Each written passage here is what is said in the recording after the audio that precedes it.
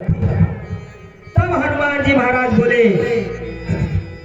ये बल के मद में चूर वाली, तू क्या प्रभु श्री राम को युद्ध में हराएगा? पहले उनके तुम इस तुच्छ सेवक को युद्ध में हरा कर दिखा दे। बाली कहता है, तब ठीक है,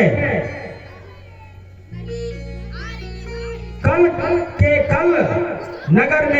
नगर के बीचों बीच तेरा और मेरा महायुद्ध होगा।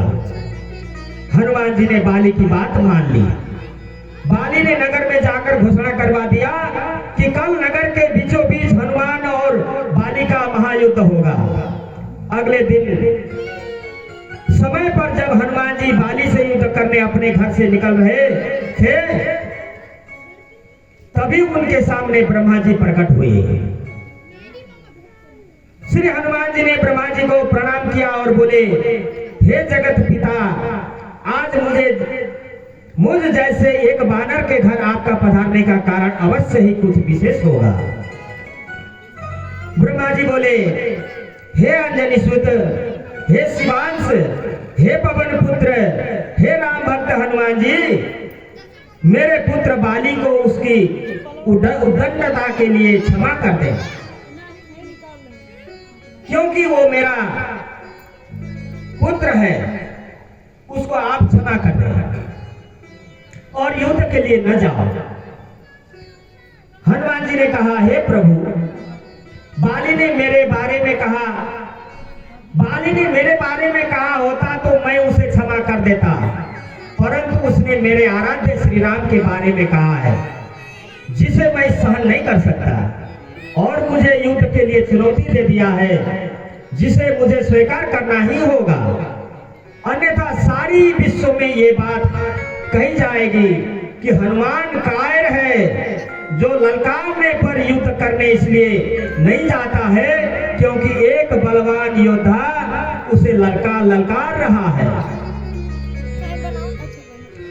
तब कुछ सोचकर ब्रह्मा जी ने कहा, ठीक है हनुमान जी, पर आप अपने साथ अपनी समस्त शक्तियों को साथ लेकर न जाएं, केवल 10वां भाग का बल लेकर जाएं, 10वां अंश।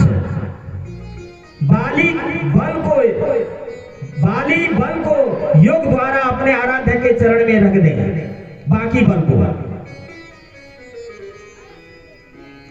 युद्ध से आने के उपरांत फिर उन्हें आप ग्रहण कर लें।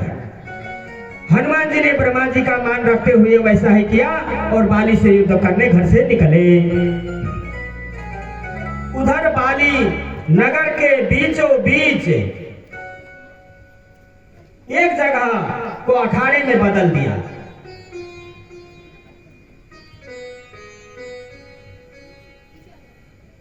और हनुमान जी से युद्ध करने को व्याकुलता होकर बार बार हनुमान जी को ललकार रहा था। पूरा नगर इस अद्भुत और 2 महायोद्धाओं के बीच युद्ध को देखने के लिए जमा था। हनुमान जी जैसे ही युद्ध स्थल पर पहुंचे, बाली ने हनुमान को अखाड़े में आने के लिए ललकारा। ललकार सुनकर जैसे ही हनुमान जी ने एक पांव अखाड़े में रखे, उनकी आधी शक्ति बाली में चली गई। बोलिए हनुमान जी महाराज की। बाली में जैसे ही हनुमान जी की आदि शक्ति समा गई, बाली के शरीर में बदलाव आने लगा। उसके शरीर में ताकत का सैलाब आ गया। बाली का शरीर बल के प्रभाव से फूलने लगा। उसके शरीर से फटकर खून निकलने लगा। बाली को कुछ समझ नहीं आ रहा था। तभी ब्रह्मा जी बाली के पास प्रकट हुए और बाली को कहा, पुत्र, जितना जल्द हो सके यहाँ से दूर, अति दूर चले जाओ। बाली को इस समय कुछ समझ नहीं आ रहा था। वो फिर ब्रह्मा जी की बात को सुना और सरपट दौड़ा लगा दिया। 100 मील से ज्यादा दौड़ने के बाद बाली थक कर गिर गया। कुछ देर बाद जब होश आया तो अपने सामने ब्रह्मा जी को देखकर बोला, ये सब क्या है?